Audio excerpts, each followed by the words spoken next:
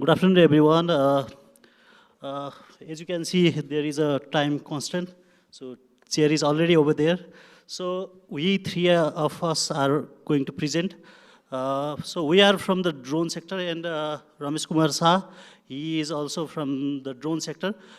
He is in a drone department in Nepal Police. So I am Prabin Bhattarai. I'm a founder and a managing director of Drone Hub Nepal. I did my specialized master's from ENAC University in France.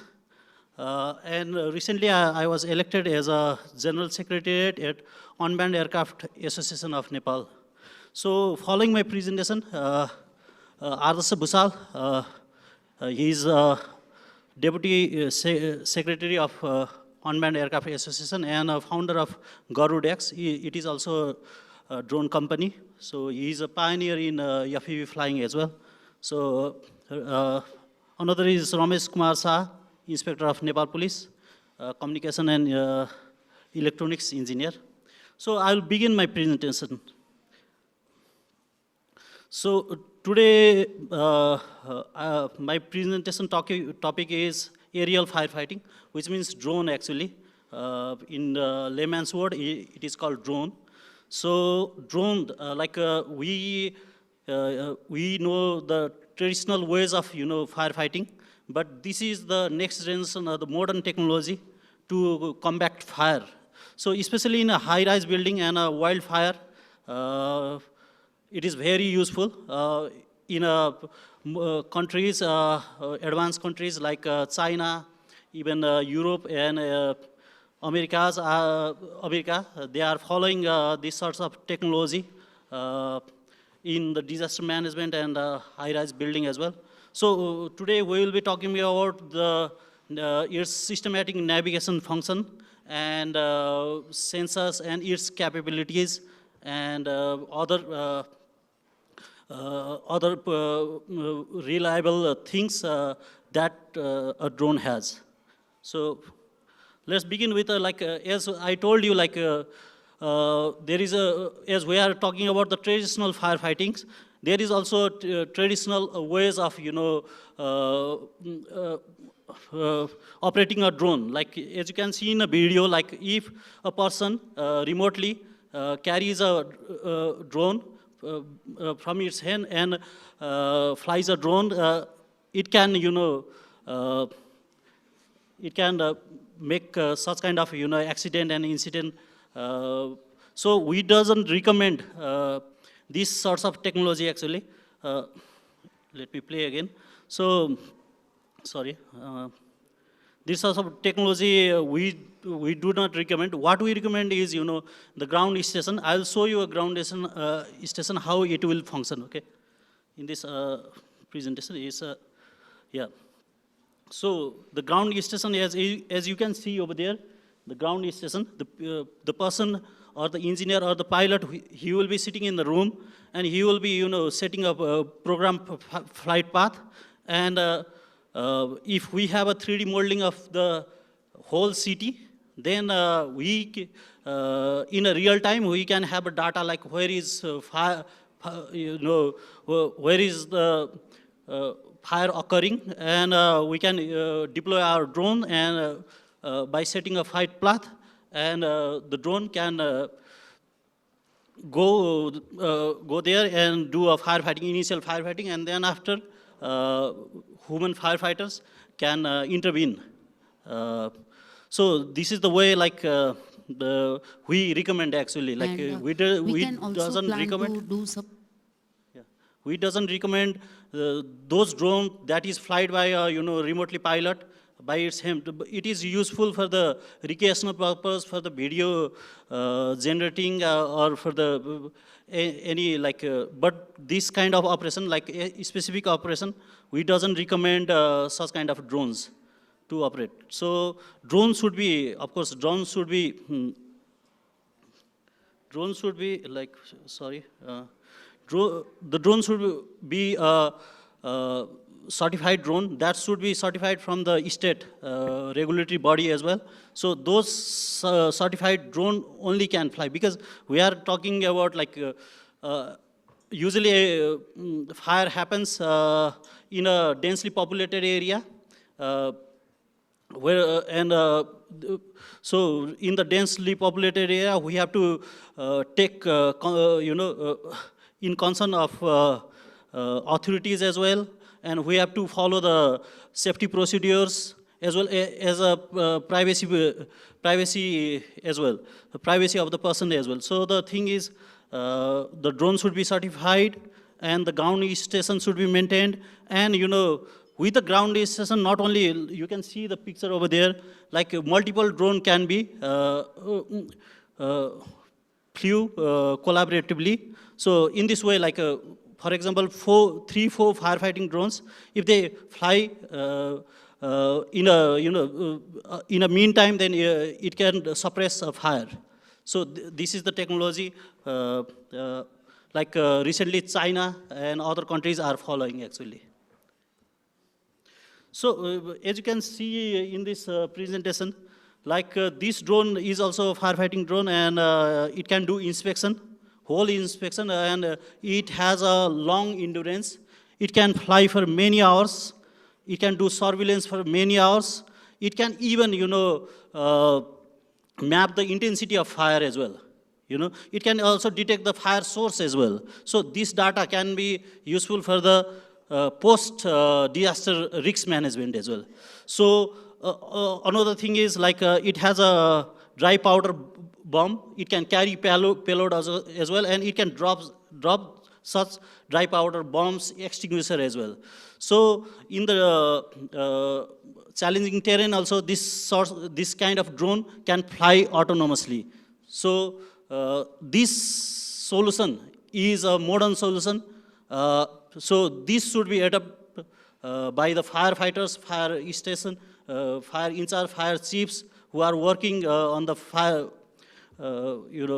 disaster management and risk management. So this technology should be adopted, and yeah, it's my view actually. Yeah.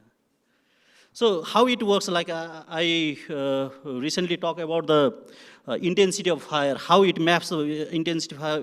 As you can see in this video, like the data is collected. It is a real-time data, and the data will be directly transferred to in a real time. It is directly transferred to the ground station, and ground station can find a source and even immediately deploy a drone, automatic drone that can independently fly from fire station to the fire site. So and this kind of data is very much useful for the post disaster risk management as well. And yeah, this data is very much useful, and immediately they can deploy firefighters in the prone area in a prompt time. Yeah. So yeah. So these sorts of technology, these sorts of advance in the technology, there are many sensors over there, like thermal imaging sensors, which can detect even smoke, and automatically drone can extinguish fire suppression agent. So this kind of technology, advancement in this technology with the help of robotics, artificial intelligence inbuilt in this solution is very much useful, and it can even detect a high risk point where there would be a possible fire reoccurrent. So yeah, in this way, like this solution, like drone solution, is a modern ways of firefighting. So recently I went to China. The photo is of, it's my photo. So I got an opportunity to visit Yihang, and had a meeting with them as well. So the thing is, they made their, the photo is of like 10 days ago. So I was over there in Guangzhou. So the thing is, this drone, this drone made by EHang. This is a firefighting drone. So usually they made this drone for the air taxi, passenger air taxi, but they developed it, they transformed it to the firefighting because they need, they feel the need, the developer feel the need, and the business owner or the the company representative, they feel the need of the firefighting. So they transfer this drone, and this drone is capable of carrying a passenger as well, carrying a passenger. The firefighter itself can if he is quite what do you say, like technical, then he can even sit in the fire air taxi and can independently do his operation where he wants. Like as in the video, I'll show you again. So this they have a laser point as well, as you can see in the video, and it has a rod that can break the glass of 15 mm glass, and can start a firefighting in an initial stage.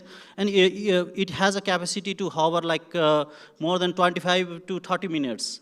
So the hovering time make drone stable and can do a firefighting, and even useful for the rescue as well, rescue purpose.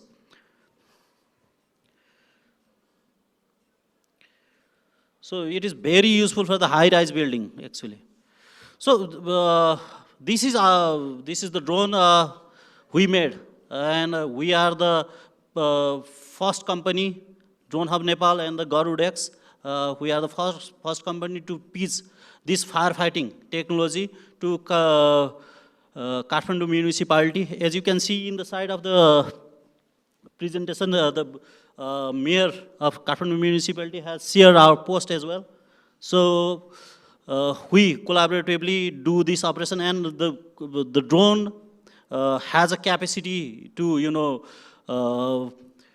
fly up to 800 meter height. It has a speed of 200 kilometer per hour. It's a super fast drone, and it is totally electrical. And we did this operation like almost like 1 month ago, I guess. So yeah, now Kathmandu municipality is trying to buy a drone, but it is a prototype. We are not going to sell. We'll make it more advanced. We'll build more sensor in it, and we'll afterwards we'll plan to work collaboratively with other municipalities, fire stations, and airport authorities and others. Yeah.